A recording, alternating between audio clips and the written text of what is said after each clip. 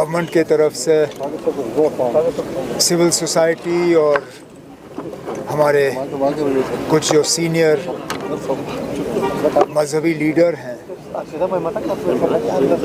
उन्हें दावत दी गई थी कि हम मिल बैठ के पहले तो ईरान पे जो हमला हुआ, हमले के दौरान जिस तरह ईरान के सुप्रीम लीडर आयतुल्लाह ख़मैनी साहब की शहादत हुई, उनके साथ कई और लोग भी थे, उसकी हम मज़म्मत करें, हमदर्दी का इजहार करें, ताज़ियत का इजहार करें और फिर मौजूदा हालात जम्मू कश्मीर में, बिलखसूस कश्मीर की वादी में किस तरह अमन और भाईचारे को कायम रखा जा सकता है, उस पर बात हुई। मैं शुक्रगुज़ार हूँ तमाम सिविल सोसाइटी और हमारे जो मजहबी लीडरान हैं, इनका शुक्रिया करता हूँ कि इस मीटिंग के ज़रिए एक कॉमन अपील की गई है जम्मू कश्मीर के लोगों के साथ कि हम अमन और भाईचारे को कायम रखें, हम अपने दुख का इज़हार, गम का इज़हार, नाराज़गी का इज़हार करें, बल्कि सिर्फ़ एक पुरअमन तरीके से, peacefully we express whatever we have to express, our anger, our condolences, our feelings. We express them, we'll express them outside, whether it is in our mosques, in our shrines, in our imambaras.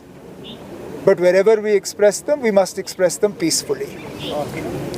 That is the appeal that has gone out from all of us, and we hope that that appeal will resonate with all our people in Jammu and Kashmir. Omar साहब, जो Iran में यहाँ बच्चे पढ़ते हैं, उनके parents आज हमसे मिले हैं, वो इतने मायूस थे कि नाम देना शायद अच्छा नहीं लगेगा, बोला हम कोई अप्रोच नहीं है, चाहे अलजी साहब से हो, हमारे सीएम साहब से हो, ये भी कहा गया है कि वो थोड़ी किसी को पूछकर बच्चों को भेजते हैं, तो कोई ऐसा ही नहीं है अभी तक उनकी।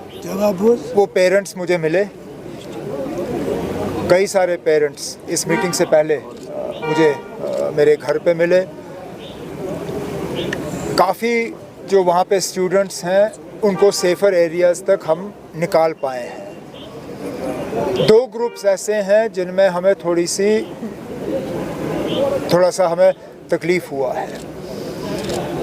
एक वो स्टूडेंट्स जो फाइनल ईयर के हैं, जो अस्पतालों में इंटर्नशिप कर रहे हैं, उनमें से कुछ ऐसे स्टूडेंट्स थे जो निकलना नहीं चाहते थे। उन्होंने जब एम्बेसी ने उनको कांटेक्ट किया, उन्होंने कहा कि हम अस्पताल में ठीक है, हम अस्पताल में ही रहेंगे, हम नहीं निकलेंगे। लेकिन कुछ और स्टूडेंट्स हैं जो 4th और 5th ईयर के दरमियान हैं। एक दो मेडिकल कॉलेजेस के नाम मुझे दिए गए हैं जो मैं गवर्नमेंट ऑफ इंडिया के साथ टेकअप करने वाला हूँ। उनके कॉलेजेस ने उनको निकलने नहीं दिया। कॉलेजेस ने स्टूडेंट्स को कहा कि हम आपको जाने नहीं देंगे, अगर आप जाओगे तो ये साल आपका ज़ाया होगा, आपको ये पूरा साल रिपीट करना होगा। जो मुझे लगता है उन बच्चों के साथ जो है बहुत बड़ी नाइंसाफ़ी होगी। मैं अब गवर्नमेंट ऑफ इंडिया के साथ ये टेकअप कर लूँगा, मैं उनसे गुजारिश करूँगा कि वो ईरान की हुकूमत के साथ वाया देयर एम्बेसडर इस चीज़ को टेकअप करें और उन बच्चों को वहाँ से निकलने की इजाज़त दी जाए। जब हालात ठीक होंगे वो बच्चे खुद ब खुद वापस चले जाएंगे, लेकिन उनका ये एक साल ज़ाया नहीं होना चाहिए। कहते हैं टिकट नहीं मिल रही है, हफ्ते में एक फ़्लाइट है, 180। जब कोई फ़्लाइट नहीं होगी, फ़िलहाल कोई जहाज़ वहाँ चल नहीं रहे हैं, उनको वायर लैंड रूट्स, अब देखिए आप सब चीज़ें हम मीडिया के सामने नहीं ला सकते। आप भरोसा करिए अपने मिनिस्ट्री ऑफ एक्सटर्नल अफेयर्स पे, उन्होंने ये जिम्मेदारी ली है और उन्होंने हमें यकीन दिलाया है via land routes through neighbouring countries जैसे जैसे मुमकिन होगा वो उनको निकालने का काम करेंगे, लेकिन फ़िलहाल उनको सेफ जगहों पर रखा गया है। सर, ये जो मीटिंग आज हुई, इसमें स्टेक होल्डर्स जो सिविल सोसाइटी के लोग आपसे मिले, उनकी तरफ से क्या कुछ स्पेसिफिक डिमांड्स रही? अब कुछ गिरफ्तारियां और जो FIR दर्ज हुए हैं पिछले दिनों, उसमें गवर्नमेंट के तरफ से एक सॉफ्ट अप्रोच हो, वो एक गुजारिश की गई।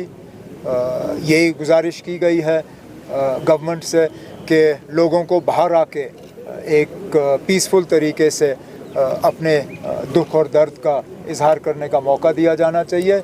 और बाकी कुछ चीज़ें जो एसेंशियल सप्लाइज़ को लेके बातें हुई, लेकिन मेन जो दो बातें आई वो FIRs और गिरफ्तारियों को लेके और पीसफुल जो कंडोलेंस करने का एक मौका मिलना चाहिए। मीडिया पर फिर से प्रेशर है, वो मत दिखाइए, मत दिखाइए। आपके सिटिंग MP पर भी FIR हो गया, बाकियों पर भी FIR हो रहा है। अब मैं इंडिविजुअल FIRs पे यहाँ बात नहीं करूँगा। कलेक्टिवली जो है FIRs के हवाले से यहाँ मीटिंग में बात हुई है और उसको हम आगे ले जाएंगे। What about the lifting of restrictions, जो मतलब 7 तारीख तक स्कूल भी बंद है, रिस्ट्रिक्शंस अभी भी है, इसमें अब जैसे जैसे हालात ठीक हो जाएंगे रिस्ट्रिक्शंस हम कम कर लेंगे ना। लेकिन फ़िलहाल हमारी सबकी यही कोशिश है कि यहाँ कहीं पे भी इनोसेंट जो है ब्लड स्पिलिंग ना हो, कहीं पे भी कोई ज़ख्मी ना हो in law and order disturbances या माहौल ख़राब होने के वजह से।